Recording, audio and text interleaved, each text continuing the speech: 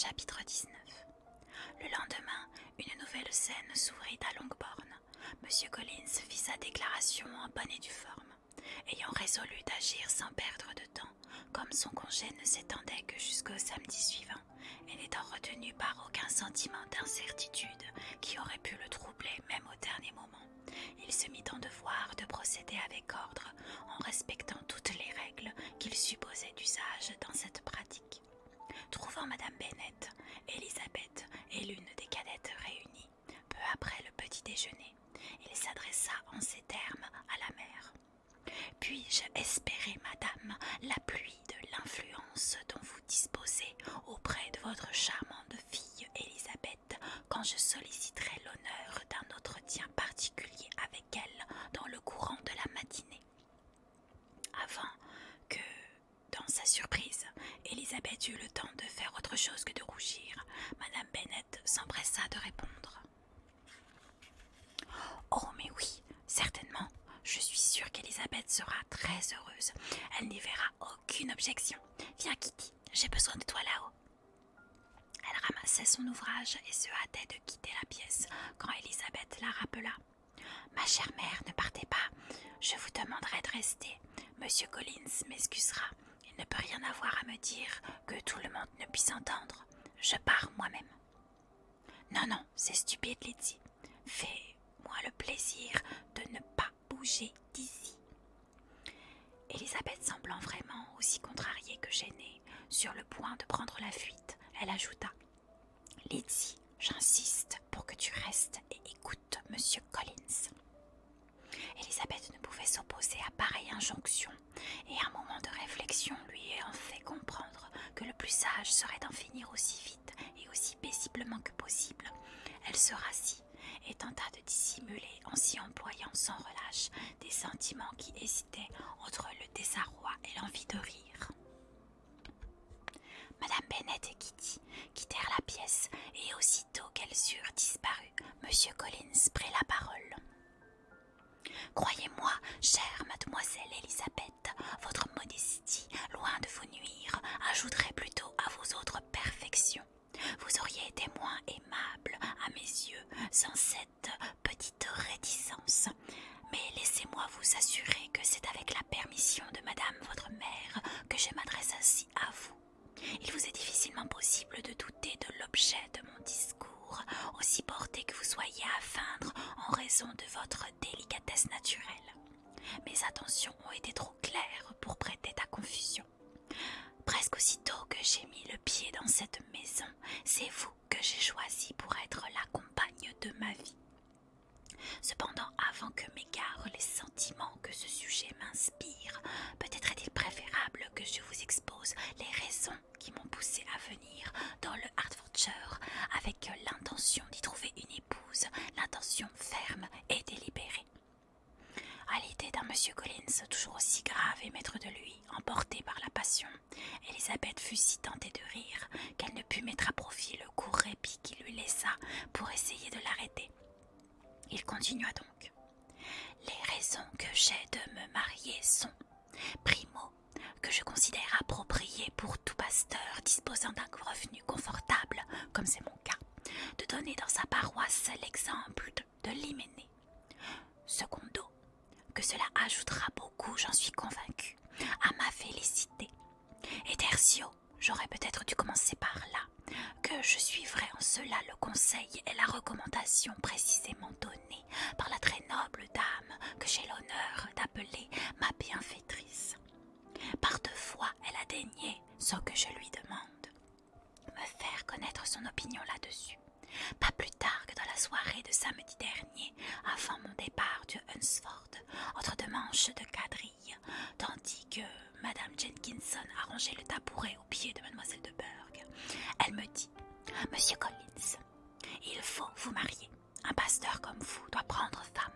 Choisissez à bon escient, choisissez une demoiselle de la bonne société, pour ma convenance et pour la vôtre. Que ce soit quelqu'un d'actif, qui sache se rendre utile, qui n'ait pas été élevé dans des idées de grandeur, mais parvienne à tirer le meilleur parti possible d'un petit revenu. Tel est mon conseil. Trouverez-vous ce genre de femme dès que vous pourrez. Amenez-la à Hunsford, et je vous promets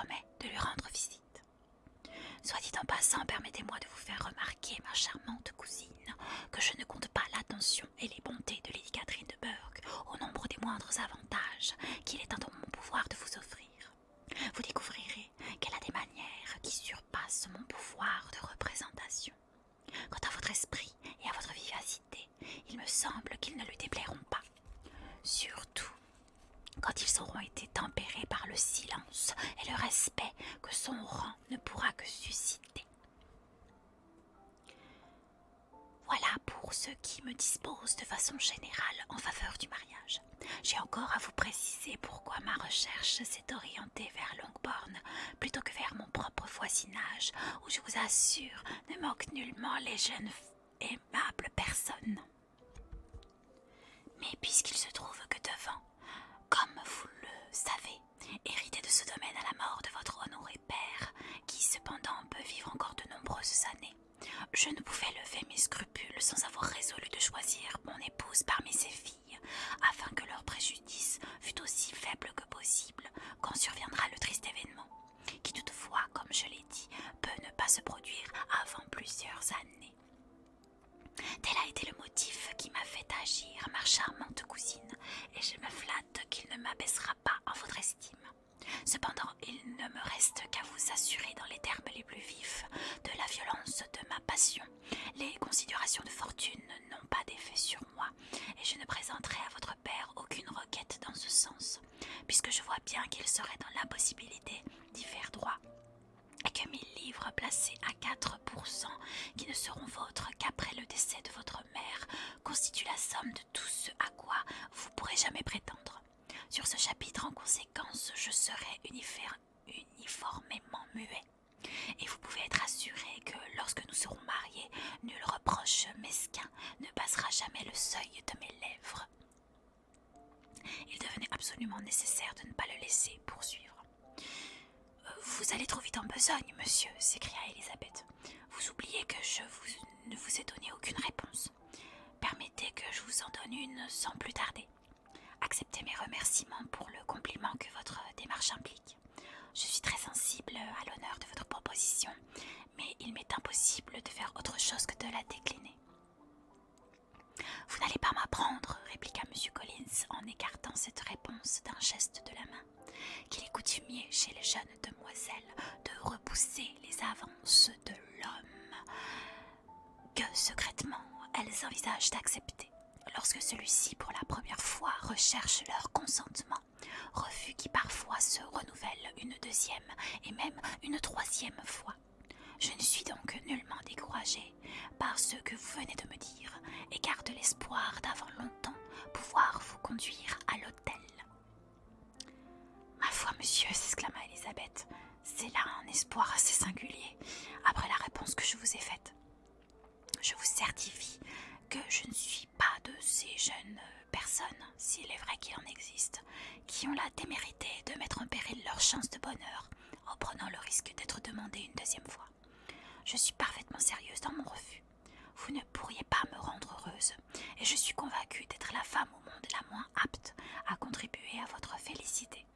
J'irais même jusqu'à dire que si votre amie, Lady Catherine, me connaissait, elle me trouverait, j'en suis persuadée, à tous égards, peu faite pour tenir ce rôle. » « Si j'étais sûre que ce fût l'opinion de Lady Catherine, » commença M. Collins en prenant un ton très grave, « mais je ne vois pas pourquoi sa seigneurie trouverait à reprendre quoi que ce soit en vous. Vous pouvez être sûr que lorsque j'aurai l'honneur de la revoir, je parlerai dans les termes les plus flatteurs de votre modestie, de votre sens de l'économie et de vos autres aimables qualités. Certes, monsieur Collins, il sera sans utilité aucune d'entreprendre mon éloge. Vous devez me permettre de juger pour mon propre compte et me faire le compliment de croire ce que je vous dis. Je vous souhaite beaucoup de bonheur et de fortune. En refusant votre offre, je contribue autant que je le peux à ce qu'il n'en aille pas autrement. Votre proposition doit avoir apaisé votre conscience en ce qui concerne ma famille, et vous pourrez prendre possession du domaine de Longbourn, quand il ne reviendra sans le moindre scrupule. La question me paraît donc définitivement réglée. » Sur ces mots, elle se leva et aurait quitté la pièce si M. Collins ne l'avait arrêtée. « Lorsque j'aurai l'honneur de vous reparler de tout ceci, j'espère recevoir une réponse plus favorable que celle que vous venez de me faire. Je suis loin, certes, de vous accuser à présent de cruauté, parce parce que je sais qu'il est de règle chez les personnes de votre sexe de refuser un homme à sa première demande.